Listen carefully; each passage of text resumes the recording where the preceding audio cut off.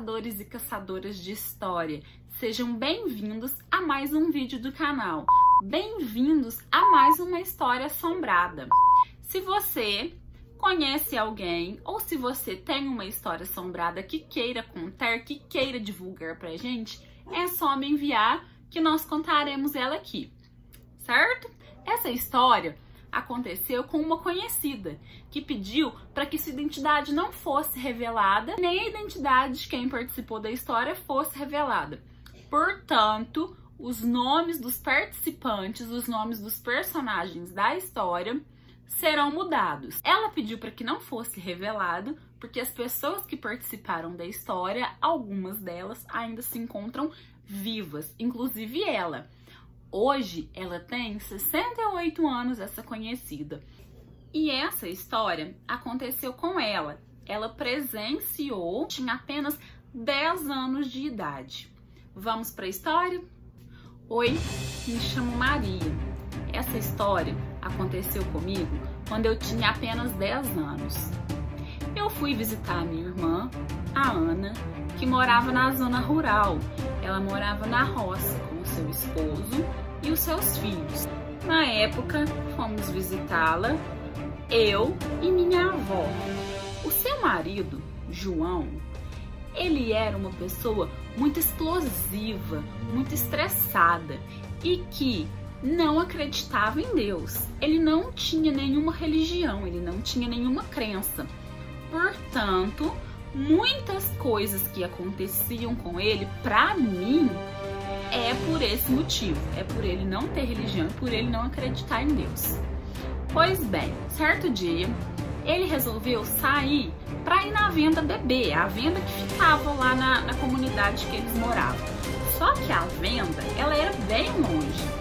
Ela era bem longe da casa, então ele tinha que andar muito tempo, algum tempo a cavalo, para que ele chegasse até a venda. Na época, ele não tinha carro, né? A família deles não tinha um carro, eles só tinham cavalo, porque eles moravam lá na roça e era tudo perto, todo mundo conhecia todo mundo, então eles não tinham carro, eles só usavam um ônibus, a jardineira, para vir na cidade. A minha família também não tinha carro, nós éramos pobres e quando nós íamos para a casa da minha irmã, nós íamos também de ônibus, jardineira na época.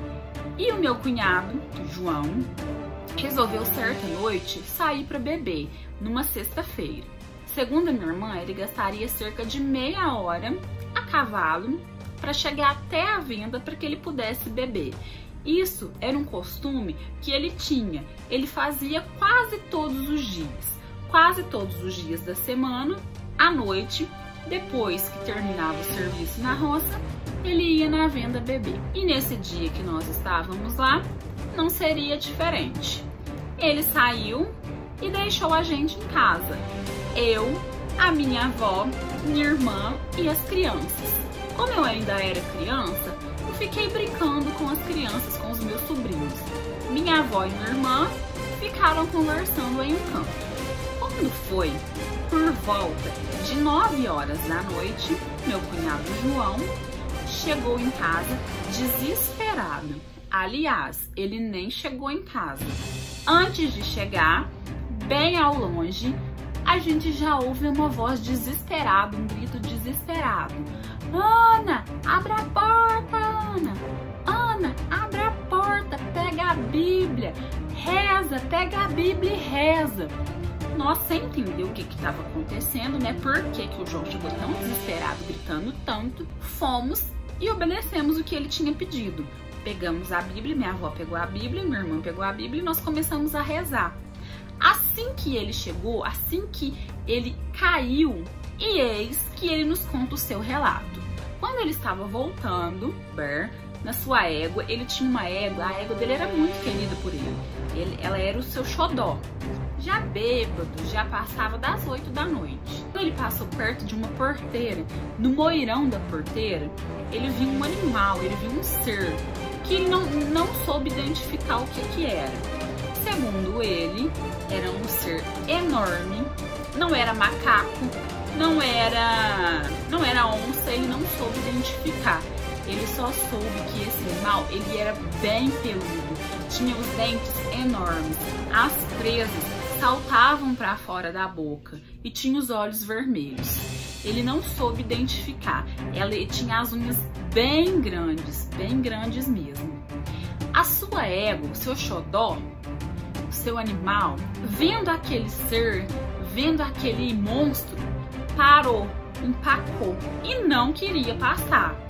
Como naquela época ele usava espora, ele tacou a espora na égua e nada dela ir.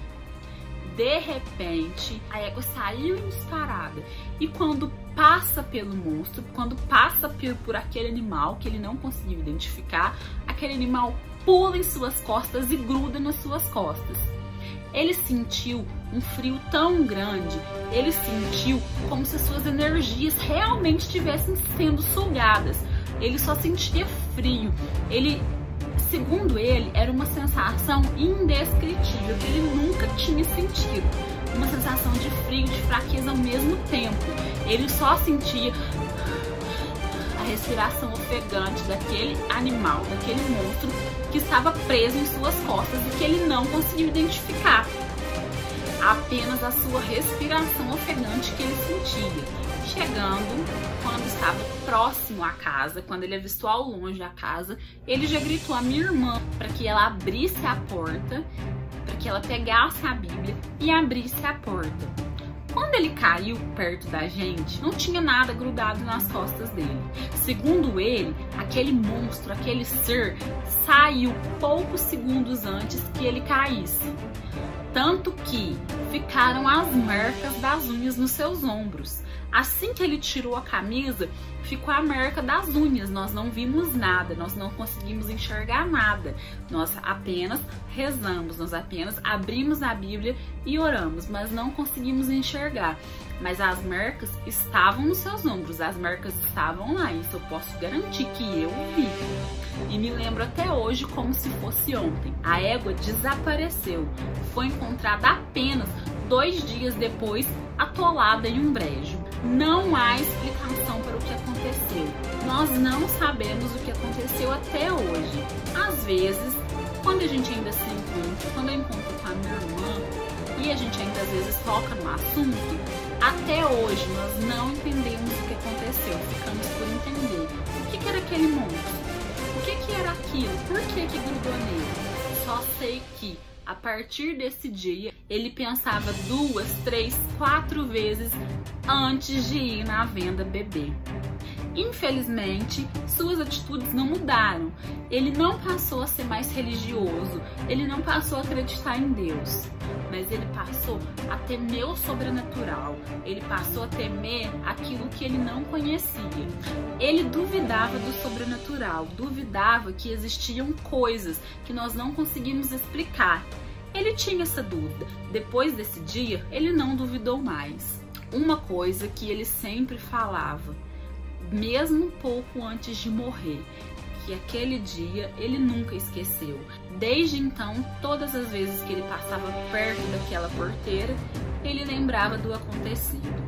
Poucos meses depois, eles acabaram se mudando para a cidade. Meu cunhado acabou arrumando um emprego melhor e eles voltaram para a cidade.